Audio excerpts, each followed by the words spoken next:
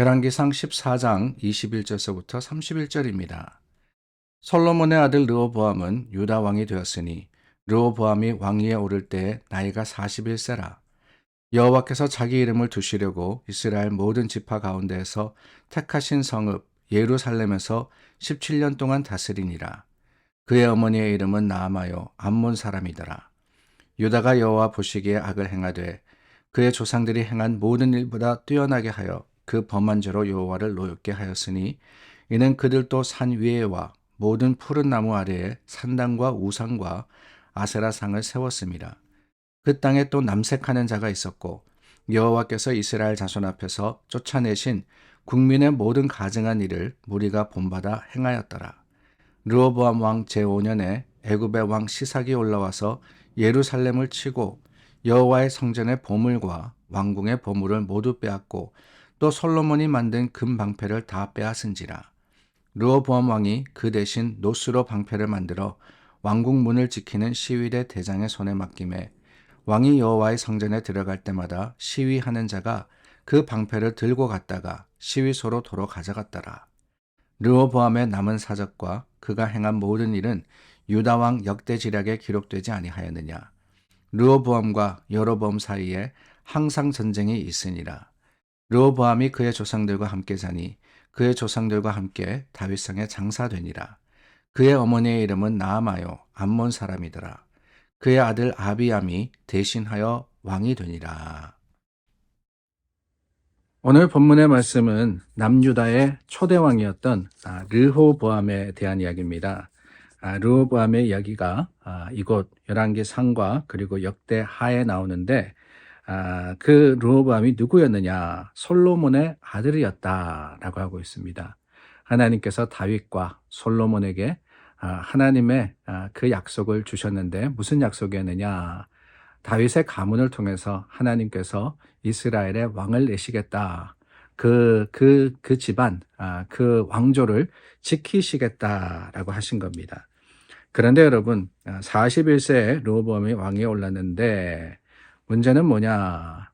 여러분, 22절 말씀에 유다가 여호와 보시기에 악을 행하되 그의 조상들이 행한 모든 일보다 뛰어나게 하여 그 범한 죄로 여호와를 노엽게 하였다라고 했습니다. 이 한 구절 속에 두 가지의 말씀을 보게 되는데 먼저는 뛰어나게라는 표현입니다.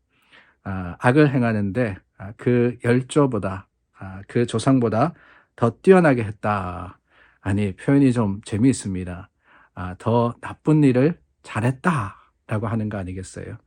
어떻게 보면은 이 뛰어나다라는 것은 우리가 좋은 일에 사용하는 건데 기록을 깨거나 아니면은 더 잘하거나 할 때 뛰어나다라고 표현하지 않습니까? 근데 악에 대해서 뛰어나게 했다라고 하는 것은 어쩌면 성경이 조금 비꼬는 말씀이 아닌가라는 생각도 듭니다. 성경이 참 얼마나 르호보암이 악을 참 심하게 행했던지 그것을 이렇게 표현한 것이 아닌가 하는 생각이 들어요. 그런데 여러분, 여기에 또 다른 재미있는 표현이 있습니다. 22절 말씀을 보니까 유다가라고 했거든요. 유다가.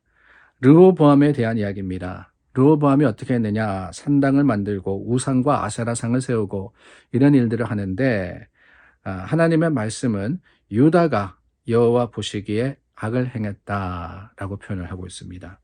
유다가 뭐냐? 남유다를 의미하는 겁니다. 유다 지파와 베냐민 지파가 왕국을 이룬 그 남유다의 모든 사람이 여호와 보시기에 악을 행했다. 그것으로 하나님이 분노하셨다라고 하는 겁니다. 자, 르호보암이라는 왕에 대해서 이야기하는데 유다라는 나라에 대해서 성경은 말씀을 하고 계십니다. 그 이유가 뭐냐? 다른 게 아니죠. 다른 게 아닙니다. 바로 한 사람의 그 지도자의 모습이 온 나라에 번져갔다라고 하는 겁니다. 온 나라에 번져갔다. 르호보암 한 사람의 문제가 아니었습니다. 르호보암만 악을 행하고 또한 우상을 섬겼던 것이 아니라 그가 그럼으로 인해서 온 백성들이 르호보암의 모습을 닮아갔다라고 하는데 더 큰 문제가 있습니다. 어떻게 보면은 참 두려운 말씀이 아닌가 하는 생각이 들어요. 죄라라고 하는 것은 전념성이 있다라는 겁니다. 특별히 지도자들의 죄는 따르는 모든 사람들에게 금방 퍼져나갑니다. 교회도 마찬가지예요. 목회자가 바르지 못하면은 성도가 절대로 바를 수가 없습니다. 장로가 하나님의 말씀에 옳지 못하면은 성도들이 절대로 옳을 수가 없는 거예요. 그러므로 어쩌면은 이 말씀은 우리에게 맡겨주신 책임과 그 사명에 대한 경고의 말씀이 아닌가 하는 생각이 듭니다. 물론 목사나 장로만을 의미하는 것은 아닙니다. 우리가 하는 모든 일들에 있어서 가정에서도 마찬가지죠. 가장이 또한 어머니가 믿음의 본이 되지 못하면은 결국 그 가정은 실패하게 되어 있습니다.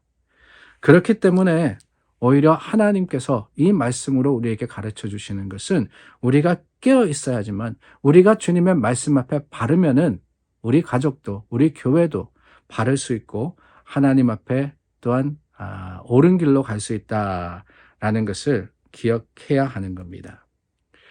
이렇게 악을 행했던 르호보암 그리고 유다가 실패합니다. 25절 말씀서부터 보니까 르호보암 제5년에 애굽의 왕 시삭이 예루살렘을 치고 성전의 보물과 왕궁의 보물을 다 뺏었다 그랬습니다.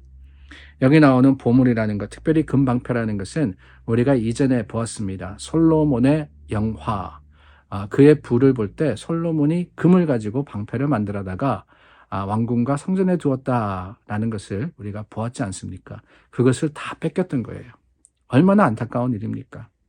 어쩌면 하나님의 심판의 손길이 애굽 왕 그 시삭을 쓰신 것이 아닌가 하는 생각이 듭니다. 그런데 여러분, 여기에 더 큰 아픔이 있습니다. 뭐냐? 27절이죠. 르호보암 왕이 그 대신 노스로 방패를 만들어 왕궁 문을 지키는 시위대 대장의 손에 맡김에 왕이 성전에 들어갈 때마다 시위하는 자가 그 방패를 들고 갔다가 시위소로 도로 가져갔더라. 자, 방패를 뺏겼습니다. 금 방패를 뺏겼어요. 어떻게 보면 하나님이 심판하신 겁니다. 그런데 그렇다면 어떻게 됩니까? 회개하고 돌이켜야 되죠. 왜 이런 일이 일어났을까? 내가 왜 실패했을까? 자신을 스스로 돌아보고 하나님의 말씀 앞에 무릎 꿇어야 되는데 르호보암이 어떻게 합니까? 그게 아니죠. 노스로 대신 비스무리하게 만들어다가 그것을 성전에다가 비치합니다. 그리고는 그 놋방패를 가지고 척하는 거예요. 척하는 거예요. 금방패를 뺏겼지만은 그저 놋방패면 된다라는 생각이 그에게 있는 것은 아니었는지 의심이 듭니다. 그렇습니다. 하나님은 때때로 우리를 깨닫게 하시려고 여러 가지 어려움들과 또한 시험을 주십니다. 근데 그 앞에 우리가 해야 할 것이 무엇이냐? 깨닫고 돌이켜서 회개해야 하는데 그게 아니라 다른 것으로서 세상의 것으로서 대신하려고 할 때가 많다라는 거예요. 혹시 오늘 우리에게는 놋방패가 있지는 않습니까? 우리에게는 여전히 어떤 방패든 들면 되지, 어떻게든 우리가 신앙생활 하면 되지, 나태하고 또한 안일한 마음은 없습니까? 오늘 우리 자신을 돌아보고 하나님 앞에 회개할 거 회개하고 주님의 말씀으로 다시 한번 바로 서는 믿음의 신앙이 우리에게 있기를 간절히 소망합니다. 기도하겠습니다. 참 좋으신 하나님, 르호보암을 통하여서 말씀을 보았습니다. 그 말씀 안에 깨달음이 있음을 우리가 고백하건대 하나님의 뜻대로 살아가기를 애쓰는 믿음의 사람 되게 하여 주시옵소서. 예수님 이름으로 기도드립니다. 아멘. 오늘도 하나님 말씀으로 또 하루를 시작하시고 열심으로써 주님 앞에 서시는 여러분들 되시기를 바랍니다. 기도하겠습니다.